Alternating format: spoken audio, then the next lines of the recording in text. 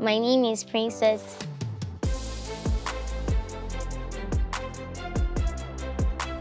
I am 10 years old. And I want to be a doctor when I grow up and a model.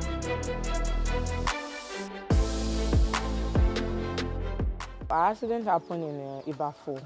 So I have a shop then, and the customer was with me. He wanted to buy something, and I need a nylon. So I asked Princess to get a nylon from me from the other side of the road. So I hold her and then help her to look at the road and cross her.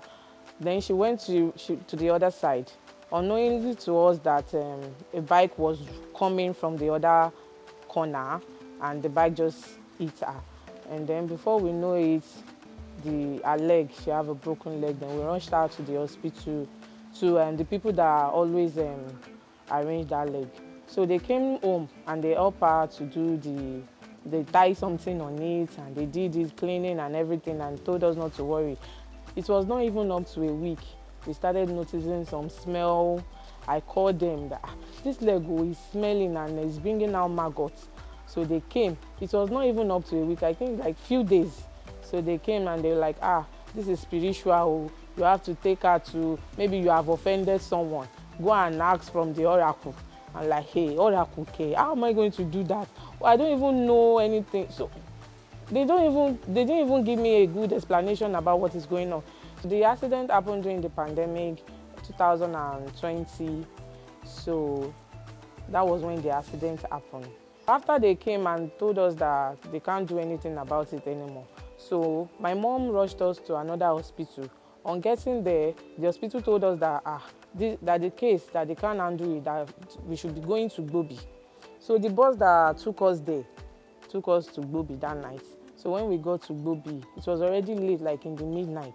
When we got to the Gbobi, the nurse came out to attend to us, and they told us that the leg is dead. So if we didn't take like immediate action, that we are going to lose her. So we have to amputate the leg.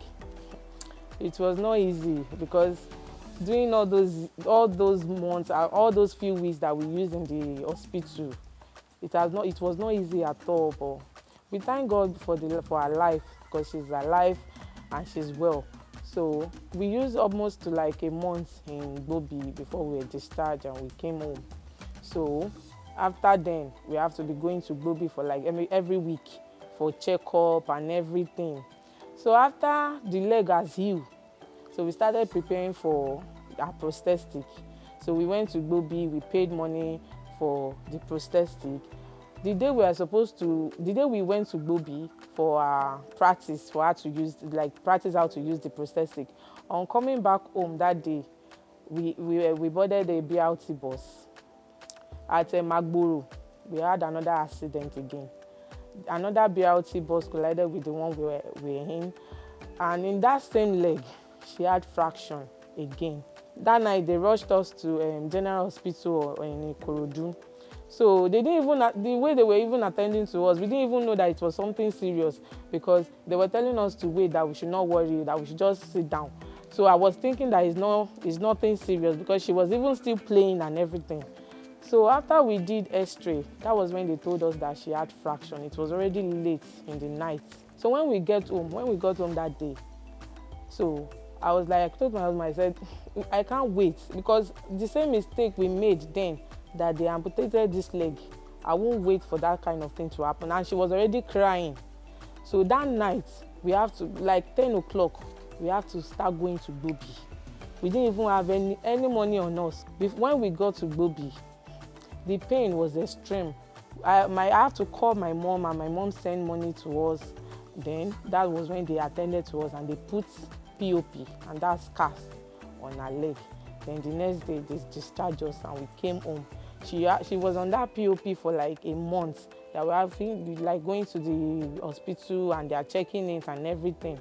So until they removed the POP, and then she was able to go back to school and start working. And like, I've never heard of like anything like that before, like amputation or a prosthetic or anything. So during that time, I started checking Instagram, YouTube. She has always wanted to be a model, so I always showed her the pictures and videos of those amputee and telling her that she can be whatever she wants to be. And that was when we opened a TikTok account.